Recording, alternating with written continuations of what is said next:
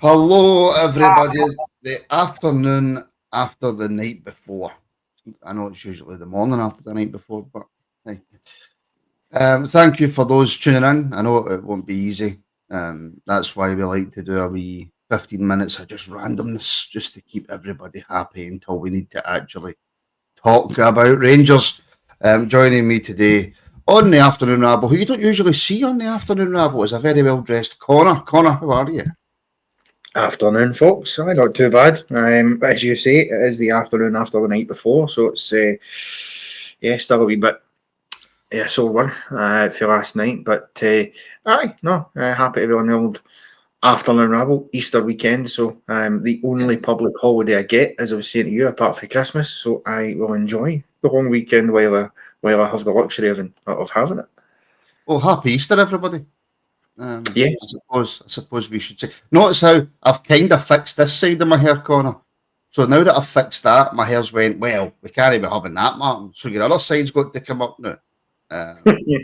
It's, I mean, yeah, it's your own fault, really. I know. Getting Lisa to take an absolute hatchet job to that, no wonder it doesn't grow in proper. To be fair, you somehow managed to tame it mostly for the Talksport interview yesterday afternoon, but No, I um, you could still see the sticky out bit there, but it didn't look as bad as it tends to do on here. I'm just glad that you never turned up to that interview in your uh, what is it, your zebra striped snood that you usually wear. Beetlejuice, Udi. Beetlejuice. I mean, for a laugh, you should have done it. It would have been funny, but professionally, probably not. I should have just wore a Leo on top or something, shouldn't I? Anyways, Connor, barring all that, how are you, my friend? How are you after last night? I mean, yeah, as I say, it's a sore one. I think looking back in it, I've seen highlights back as well to have a look again at the incidents. Um, it feels like a massive what if kind of moment for me. I think we've been unlucky with some of the decision making, which we'll come on to. Hence the title of the show, I suppose. But um, equally, I don't think we put out our best performance last night either. I've seen us in Europe this season and prior seasons, but this season where this squad put in far better performances away from home than we did yesterday. Yesterday felt very much, for the first time, like we had a genuine fear of Bilbao. And I don't like saying that, and I don't say it lightly, but it did feel like there was a bit of a trepidation there amongst the players. The fans always have that, that's fine, but the players normally have been confident enough. This team went away to Nice and absolutely spanked them. We went away to Olympiacos, who won the Conference League last year, whose home record was pretty much impeccable, and we managed to walk out of there with a point, which was a very, very good point given the circumstances. We should have beat Spurs. We're unlucky to lose against Man U, but in none of those games did we look like we feared the opposition. The players just went out there and played their game, played their football, and that wasn't quite the case last night for one reason or the other. And we spoke about tactics and stuff, that was part of it. Personnel maybe, but some of the big players just didn't turn up really. Yeah, well, I think when you step away from it and you take the decisions away, which is a difficult thing to do because if football was just based on who's the better team every single time, then the better team would win every single time, and that's not how football works. But we weren't good enough. We weren't good enough over the 90 minutes. Bilbao were by far the better team. Doesn't take away from the fact that they should have been down to 10 men and we could have possibly have had a goal in the early Well, stages of the game. penalties. Let's look at ourselves. There's two penalties Yes, and a red those card. two That penalties. if those decisions go our way, despite everything we are saying, Martin, we'd probably go through in the tie. Do you know what I mean? But look, it's one of those things you could say, right? Okay, if they got the red card and the penalty, would that second thing have happened? Would they Of have, course, yeah, you but know? we can only look at it for the perspective of it, because even if you don't get the first one, if you get the second one, that's at a time of the game where if you can equalise, that just gives you a boost. It gives you that confidence to then try and see out the rest of the game, possibly pushing it into extra time, and then you see where you go for there. Because the one thing I imagine would have happened, had we got some sort of equaliser, again, it's assuming if we got the penalty, we'd have scored it, which we've seen in the past. that isn't always the case. We got that lifeline against Queen's Park and Tav missed, so we know that. Had we scored it and you go to extra time, Bilbao put so much energy into the 90 minutes that you have to feel that they would have tired a bit in extra time because they were constant. They were 100 mile an hour for a long period of time. And if you get a level and you're going to another half an hour, you can't keep it, eventually. So I think that's part of it where you go, well, those are sliding doors moments. Again, doesn't detract away from what we're saying about the performance and needing to be better, of course. But you have to mention it. And of course, we've seen some reports today about that official.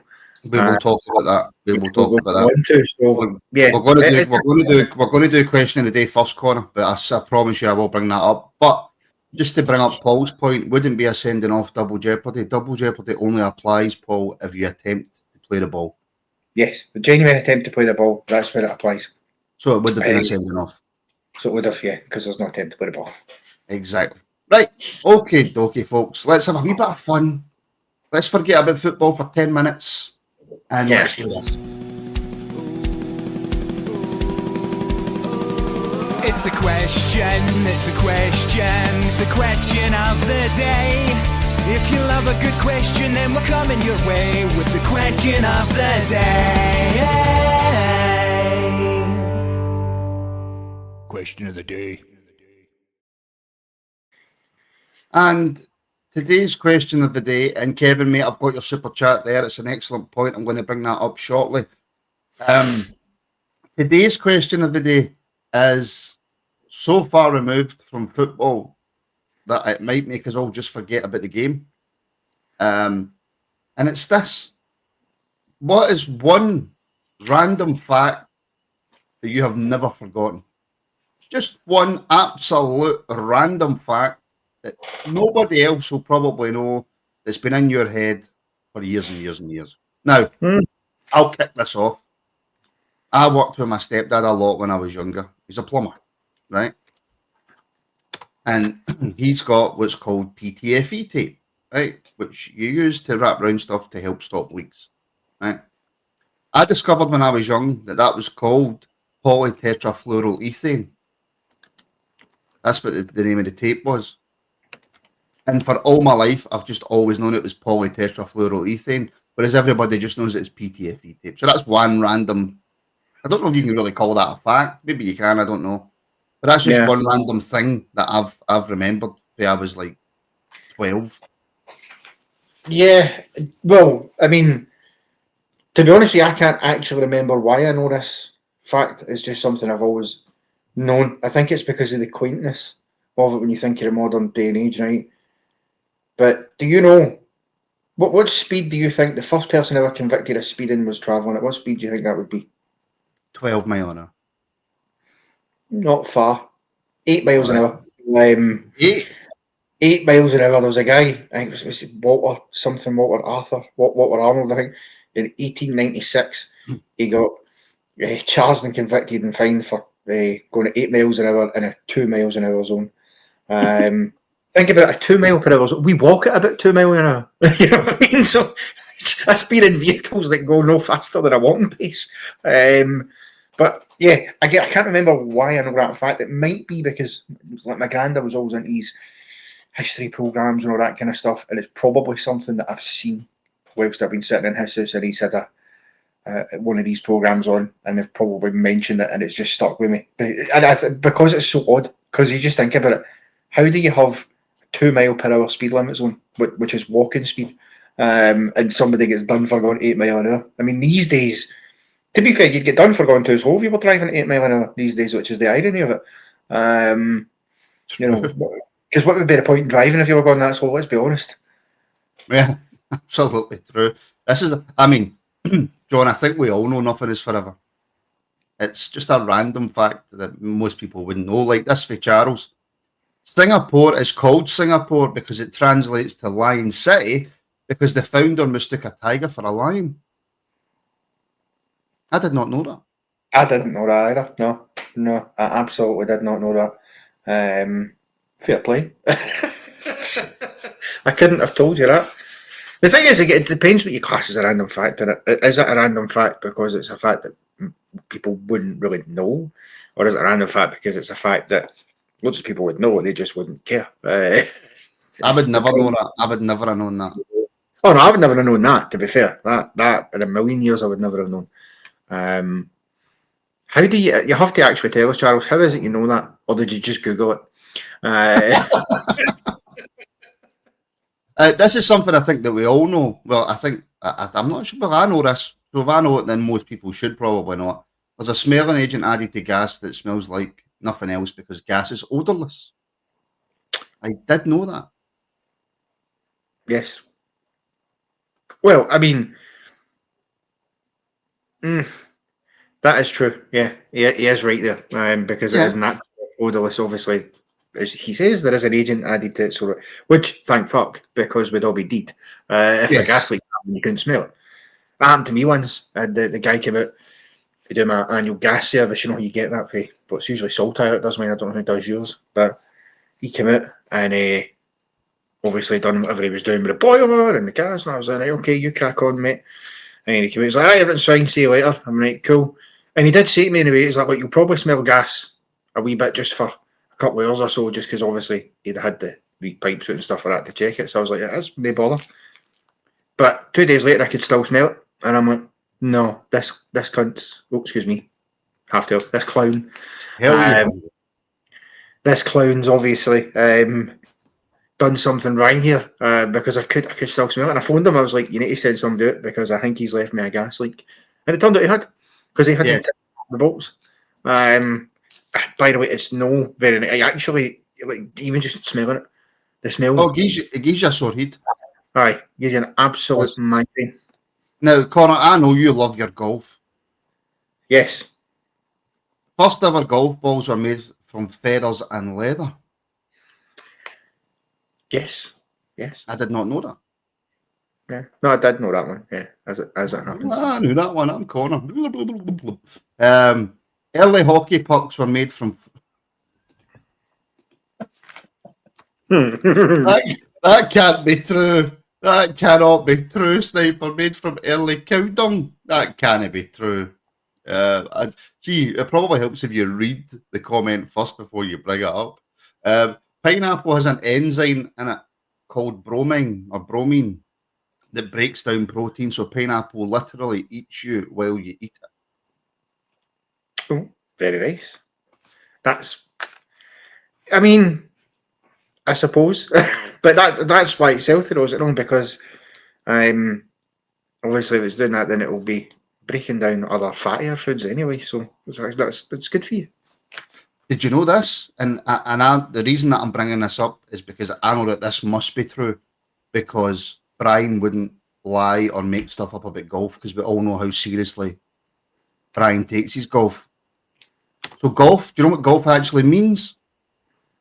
Gentlemen only, ladies forbidden. I did not know that. I didn't know that either. They might want to change that in 2025. Consider that they probably should change it. There is a women's tour in golf. Yeah. So I mean, I know that I knew women used to be forbidden from it, because the thing with golf is it's a game that started off as a very upper class posh man's game. You know, it was the gentlemen of the day would go to their local golf clubs and all the rest of it, and it would be all this hoity-toity type, and women were basically the only way a woman was allowed in the door was if she was a waitress, basically. So it was which is wrong, but that's just the way it used to be. So I guess it makes sense that that's what the golf is an acronym for, given that. But thankfully we have changed as a society since then, Martin. Yes. News means news, entertainment, weather, and sport. I didn't know that, to be fair. And they've got the Solheim Cup as well. I think we all know this. Spiders are good for the houses. They get rid of all the other insects crawling about. Yes, I believe that we all knew that. And doesn't mean I don't like spiders. They can go to somebody else's house. It's a famous misnomer. Another one for Charles. Charles is on the Googling this morning. Like no part of Big Ben is called Big Ben. It's the Elizabeth Tower. We all know it's called the Elizabeth Tower and the Victory Bell, but the nickname for the bell was Big Ben. I think everybody knows that, Connor, don't they? Yeah, aye, it's the bell that's Big Ben, not the tower. Aye, yeah. I mean, listen, it's a good fact, but I think most people should know that. Because that's just again, it's one of these things. I don't quite remember how I know it, but I was taught it somewhere. Yeah. It may have been in school. I don't know. But I'm trying to think of any other ones. I don't really, I've got the main question, Connor. I've got it. I've got it. Have you? Main question is: do you know who Connor is? That is the main question. Yeah, absolutely. And to answer your question, Brian, actually, yes, I do know you could die from wine because there was a guy, I think it was in America, who actually did die from wine. Laughing. From laughing, yes. Well, you could die for wine as well, I suppose, depending on who you like. But I seen it was a program. What's it called? Curious and Unusual Deaths, I think it's called, and it's all about these people who've really have died in the most ridiculous ways. But this guy was watching one of his favourite sitcoms, and he was pissing himself laughing, literally. But the problem is it threw his body into like a spasm, but a fit. Yeah. Which is a genuine thing. And because of that, it was he wasn't getting the air to his lungs and that, and he literally got suffocated, laughing. That's a great story, Connor, for a fun afternoon rabble. Brian brought it up, and he is right. Obviously, right, that is an extremely unlikely scenario to happen to anybody, right? Hence why the name of the programme was Curious and Unusual Deaths, right? It wasn't called everyday deaths that happen to the dummies, But this is just, it's something that can happen a 1 in a million shot. Generally speaking, you'll be fine, and you'll definitely not die a laughing watching Martin. I can guarantee you that. No, you won't. You might die of infatuation, but you won't. You won't die of laughing. Stephen Robertson, just as we move on to the Who Am I? Huntsmen terrorise household spiders, and that, Stephen, is why I will never go to Australia. I do, yeah. They are massive. I can't stand them. I am glad that, I don't like spiders in general, but I'm just glad that the ones we've got in this country can't kill you.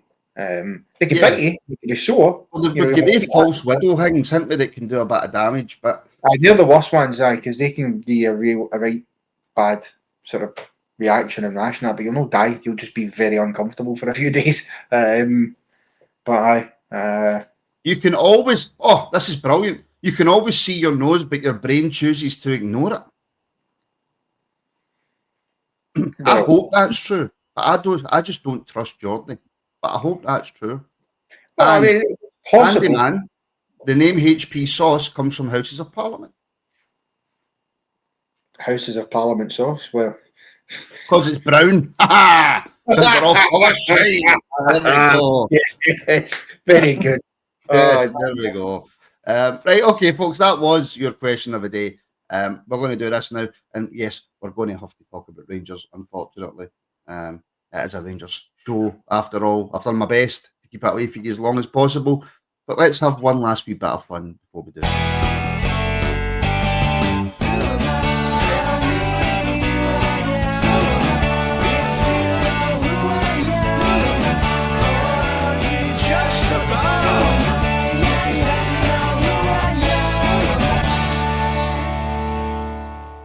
Who am I? Who am I? Indeed, who am I? Well, that is the question today.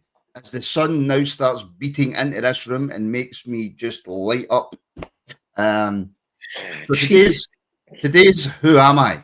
I have played almost all my career in my home country. I am a centre-back by trade. I have won the Euros. I moved to another top 5 European league in the final stages of my career. I have made over 120 appearances for my national team. Who am I?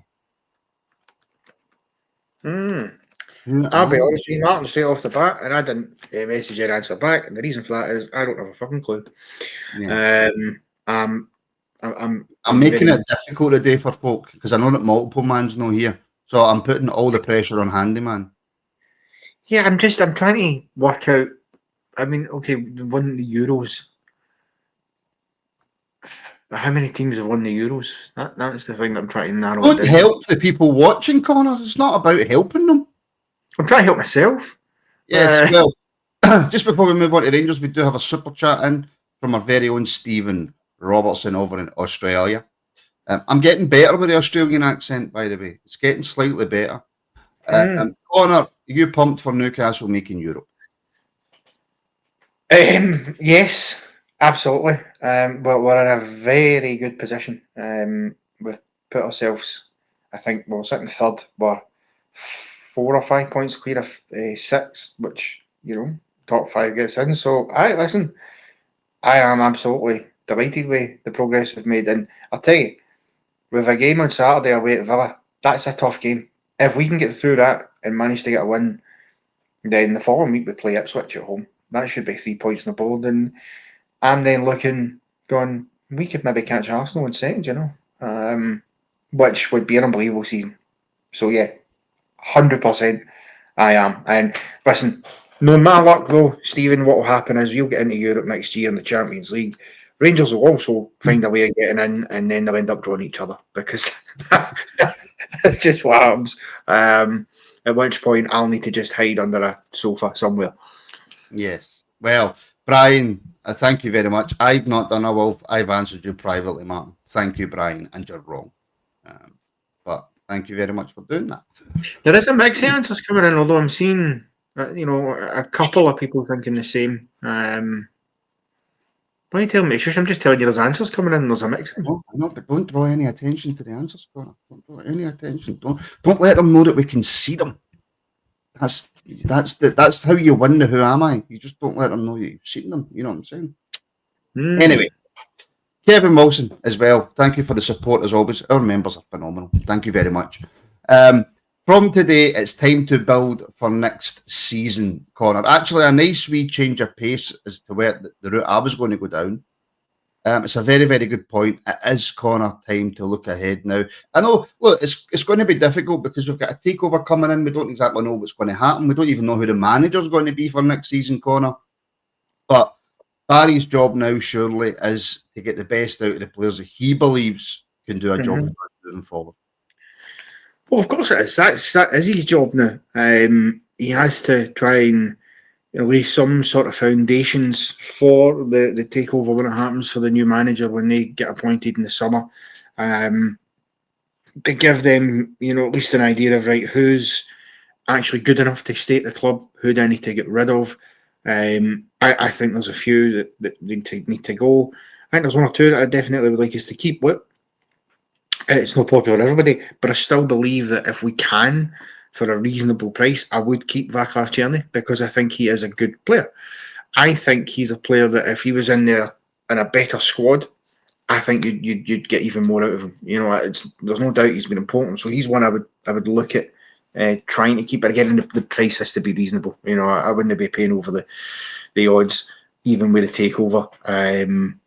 I also think as well, and it's tough, right? Because you can't do it in the next game that we play, because the next game we play is, well, you could probably away at St Mirren, but not the next game at Ibrox. It's about getting younger players in and getting them exposure to the first team now as well. There's nothing to lose. We're out of everything. We're not going to win anything. The league's done. So let's see more of Finlay Curtis if possible. You know what I mean? If Bailey Rice is able to be fit enough to come back before the end of the season, then give him a bit more of a run out in the squad. Cole McKinnon as well. Why not give him an opportunity? These are guys that I think at this point of the season, if you're going to ever give them first team football, you can do it now when the shackles are really off. It doesn't matter. If we lose every game between now and the end of the season, it doesn't matter. Obviously, I don't want that to happen because we need to be winning games at Ibrox, but that's what I hope Barry does do. And to be fair to him, he's not been shy about throwing them in of late anyway. So I think that's part of the plan. And I think that's part of discussions that he'll have had with the higher-ups as well about, listen, get some of the younger lads in. So, because we need to, that has to be part of the model going forward. And let's see who of them could possibly be good enough to to come in and help out. Yeah, I mean, Charles's question here. Do you think Barry will not put in 100% now, knowing his chances of the permanent job are gone? And as much as I like Vaclav, we need someone else to take the pressure off performing from him. Number one, my first answer to that question, Connor, is that Barry Ferguson, for as long as he is Rangers manager, Rangers interim manager, will give absolutely everything that he can. Look, last night, he wasn't up to the level of manager as Ernesto Valverde. Just not anywhere near him in terms of tactical nous, decision making or anything. But Barry will do absolutely everything in his power corner with the remaining games that he's got to make this Rangers team as good as possible because he loves the club. Oh, of course he will. Listen, Barry Ferguson is above and beyond all else, first and foremost, is a fan. You know, there's no way on this planet that he's going to give anything less than 100%. You know, he's said it himself that it matters to him to win games, and you can guarantee, particularly when that Old Firm comes up in a fortnight's time at Ibrox, there's no way he's going to sit there and rest in his laurels and not want the side to go out and beat Celtic at home. Of course he wants to do that. He wants to end the season on a high. He also, let's be honest here, from his own personal point of view, he wants to get a bloody win under his belt at Ibrox because he's not won there yet. Apart from penalties against Fenerbahce, he's not had that experience. And quite frankly, the players owed to him to give him a win at Ibrox, to at least send him out some sort of high note, and they owed to the bloody fans as well. Because that's one thing about this season that I think that's the most unforgivable part of this season. You know, forget about all the cup competitions that we've been out, all that sort of stuff, right? The most unforgivable thing for me is the utter capitulation that we've seen at Ibrox since Queen's Park. This team have never recovered for it. They have fallen to pieces. They lost one game prior to that at Ibrox in the previous 30 and drew one with Dundee United. Apart from that, they won 28 of those 30 games. And you lose one game, okay, it's a bad loss. Nobody disputes that. But the best way to respond to that is to go out and win games the next opportunity you get. If I was a player, Martin, I'd have been desperate to get back in the park at Ibrox after that, to go and prove myself, to prove that was a one-off and put the next team at the sword. And they failed to do it. And I can't understand why. Nobody can understand why. And as I say, it's the most unforgivable part, because for everything else that can happen in a season, if you're Rangers, you have to win your home games. Mm-hmm. You have to.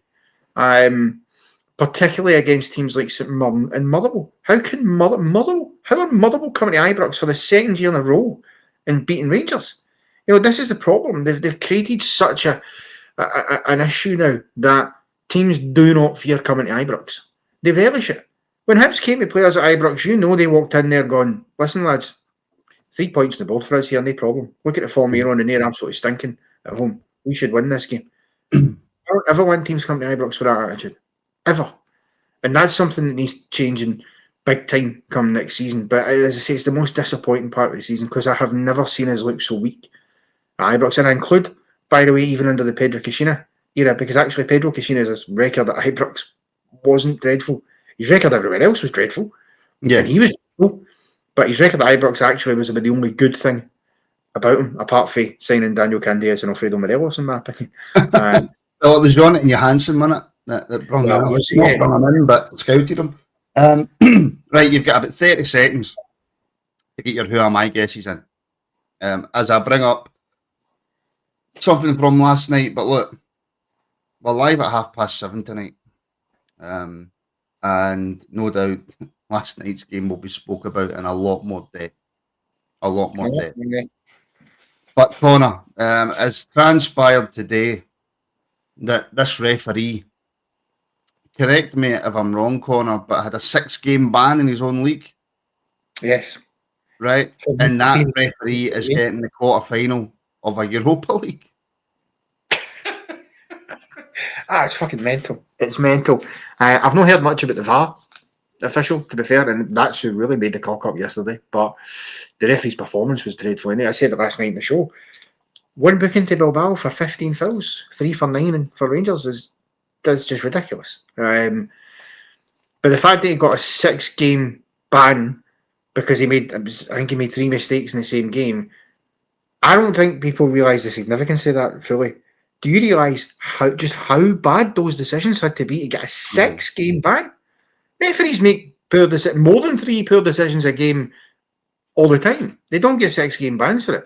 So it must have been absolutely the most woeful levels of refereeing you can imagine for him to get 6 games of a ban. So how on earth UEFA can look at somebody with that record and go, I will have him for the quarterfinals, aye. These are massive games. No referee who's been banned in the same season should get anywhere near a European Absolutely games. not. Because if you're bad enough to get banned like that, then you're not good enough to be a Europa League ref. And it's too important. It's too big to just allow that to happen. And it's it is something that UEFA have to answer the questions of. UEFA don't care. Connor, UEFA don't care. Yeah, but people need to start making them care because they need UEFA competitions need the highest possible level of referees that you can find. The best in the business should be refereeing, particularly deep in the heart of European competition. But it's UEFA's ball, Connor. They can do it, and I know that we can say stand up and fight against them or put them to task. Do you not think what they want? If you want a credible major European competition, then you have to have credible officiating in that competition. And if you just put a signal out there that you don't care, then you're always going to create that controversy. Teams should go on and win these competitions on their own merits, not on the back of poor refereeing decisions, and vice versa. They shouldn't go out on the back of them either. And it happens in football. I'm not stupid, right? I'm not delusional. I fully understand that in football you're going to get bad decisions that will go against you. That is just the nature of the beast. You can't avoid that. You can have the best referees in the world. You could still get a bad decision against you. However, you have to at least actively seek out the best in the business and not put people in who've had bans. I mean, that's when it gets to a point where we go, hold on a minute, a ban. And don't get me wrong, these are the same people who made Willie Collum and Nick Walsh UEFA appointed referees. And they weren't even good enough for the Scottish Premiership. We've seen that with Nick Walsh already this season. So I think it is something that needs looking at. I don't know how to do it, but the decision making last night, there's no. And we spoke at length about the Rangers' performance and the things we needed to do better. And so people can't accuse us of not focusing on that or using excuses. We've been clear last night and this afternoon, and I'm sure tonight as well. But those decisions have a material impact in the game last night. Goals and decisions like that change the dynamics of the game of football. They just do. And bottling decisions like that, how can you be a referee at that level? And the VAR official, as I said, I'd like to hear more about the VAR official, because they're the one that looked at it on a monitor and didn't give it. And I must say that the second one, I have rewatched multiple times. And the more I watch it, Martin, the more I become of the opinion that that's a handball and it's a penalty kick. That's his hand. Yeah. And that baffles me even further that VAR didn't go into length to check on it, because the more you look at it, the more you go, no, that definitely has hit his hand. And VAR would surely have came to the same conclusion. So again, that's the other part of it where VAR hasn't helped. As bad as he is, VAR's not helped him out either. And the whole thing is an absolute shambles. And it's not the first time. I remember last season, Newcastle were in the Champions League, getting absolutely robbed of what would have been a massive win, a win that would have seen us through against PSG at the Parc de France, when they get a penalty in the last minute that by UEFA's own handball rules isn't a penalty because it hits off one part of the body onto the arm, which has never been a penalty kick, because that's a common sense thing. And yet they gave it. And you think, well, I think there's partly, and I hate saying it, and I don't know if you agree, I think there's partly an agenda for UEFA. They want certain teams to go as far as where they want them to go in competitions. They want advertising money, Connor. Advertising. They want Bilbao in the final because it's in Bilbao, and the advertising revenue money for that would be phenomenal. They want PSG going as far as they can in tournaments because PSG is always a big name. They're always spoke about. They always get, again, that advertising revenue you talk about. They're always popular points of discussion, and so they are, whether it's subconsciously or not, there's definitely a bit of a bias or a pressure being put on referees where they're frightened to always give the decision against the UEFA-backed team, as it were. Which, by the way, isn't the team's fault itself. Bilbao are not cheats. PSG are not cheats. They're just existing in the same space as all of us. They've just happened to benefit from it. Mm-hmm. Yeah, they did. Yeah, they did. Like I say, we'll be back at 7:30 tonight. We'll discuss that and more. It is time to get your answers in for the Who Am I? So let's have a look. Charles has went with Sergio Ramos. Good shout. Mark Doyle, Fabio Cannavaro. Snipers also went Ramos. Singing the Blues has went PK. Handyman has went Chiellini. The second guess is Bonucci. The Snipers went Capsis is my second guess. I've never even heard of that. Cami K's went Sergio Ramos. Stephen Robertson's went Francesco Acerbi. His second guess is Marcus Babbel. Singing the Blues' second guess is Laurent Blanc. And the Catalyst has went for Bonucci. Connor, do you have any guesses that you would like to put in? Hey, centre-back, won the Euro, spent most of his career in his home country, but did get a big move towards the end of his career. Didn't say big move. Well, a move to a big country. Biggish. Nah, I really... PK? No. What have I told you? That he has played for both Milan clubs and Juventus. Both Milan clubs and Juventus? Mm-hmm. And he only played 7 times in Germany. For Union Berlin. So not Inzaghi then.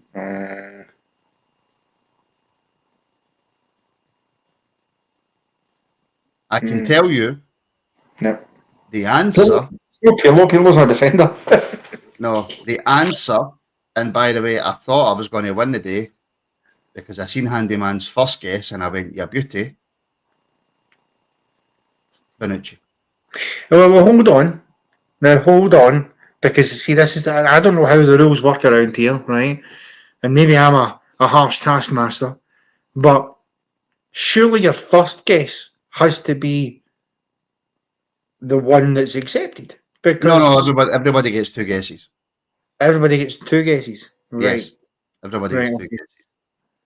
So, multiple man's not here today. I know he's away out for... I think he's away out with his kids or whatever. He wasn't able to take part today. Handyman, by his own high standards, will admit that he's been rotten the last sort of week or so. Ever since Multiple Man beat him, he's went downhill. But Multiple Man's not here. Handyman pulled it out the bag. He's done well. He's getting his credibility back. All the members owe him. Although, what I will say is, the Catalyst, right to the end, albeit it was 1 o'clock, so it was out with the 12:59 time limit. He did guess Bonucci as well. So that does mean that if the members win one more week, Connor, then I'm done. That is 9-3 to the members. What's the forfeit thing? Are we getting another shaved head? Oh God, no. Yeah, we've got a backsack crack. No, absolutely not. Absolutely not. Listen, folks, we are back at 7:30 tonight at 5 p.m. for our CEO members on YouTube and all our members. There's a forfeit for you, Martin. Why don't you? I'm in the middle of doing advertising, Connor. I'm in the middle of doing I was just going to say, though, if you lose, what you should do is go and buy yourself like the world's hottest crisp or something like that and eat that live on stream and see how you got on. Can I finish my advertising? You can now, aye. Thank you very much. Right, so we're back because I need to do it all in one go, otherwise it goes out my head, you see. So we're back at 7:30 tonight, folks, but at 5 p.m, the Extreme Gaming Podcast will be out for CEO members on YouTube and all our members on Patreon as well. Massive thank you to our sponsors, Mortgage Haven UK. I say it all the time, folks, but if you're looking for your first mortgage, for your first house, you're looking to remortgage, or you're just looking for some financial advice, the guys at Mortgage Haven UK have got years and years of experience. Great guys, will help you out as much as they possibly can. Links in the description for them. Go check them out and tell them that the Rabble sent you. and then you're helping to support us by also getting the best possible financial advice you can get. I'm tired. I need to do a little bit of plugging on my own, Martin, because we are on Friday night. For those of you who are wrestling fans, of course, this weekend is WrestleMania, and tomorrow night and Sunday night, both nights, myself and Ian, and hopefully some others, will be bringing you a live watch along of both nights of WrestleMania live exclusively for our members. So you've still got time if you want to join us for that. You're not a member, get yourself over and become a member. For tomorrow and Sunday night, we'll be live from 11:45 p.m. tomorrow. So make sure you've got your drinks and your snacks ready to go, because we will. For what promises to be a fantastic weekend of wrestling. Charles, as I previously stated, 11:45 p.m. we'll be live from WrestleMania starts at midnight, so we'll be live for 15 minutes before that. I'm very much looking forward to it. And to be honest, Hamish would not have forgiven me if I didn't get that plug in, because it's the last time I'll be appearing in the show until WrestleMania. So, yeah, join us. Absolutely. So, listen, thank you for all the super chats today as well, folks. Thank you to all our members, everybody watching. Please like, share, and subscribe and all that good stuff. It really does help the channel out. We are no longer live on Twitter because I now refuse to pay for Twitter Premium or whatever it is. So our blue tick on Twitter is gone. So we cannot stream live to Twitter anymore. We'll put clips and stuff like that on there. Check out all our socials, links in the description. We're going to be putting out loads and loads of clips today, tomorrow, the next day. We'll be live tomorrow for members for your random rabble. And then we've got I don't know, are we doing an SPFL show on Sunday, Connor? So not this weekend, because it's Scottish Cup weekend and it's WrestleMania, and I plan on having some sleep. No, that's fine. We'll maybe I'll sort out something for Sunday for everybody, because like I say, Rangers aren't playing this weekend, so I'll sort out something for you all. So listen, folks, go and enjoy the rest of your Friday. Make sure you join us tonight at 7:30. Thank you for tuning in. Thank you for all the support. I love every single one of you. And as I finish off every stream by saying, we shall speak again very, very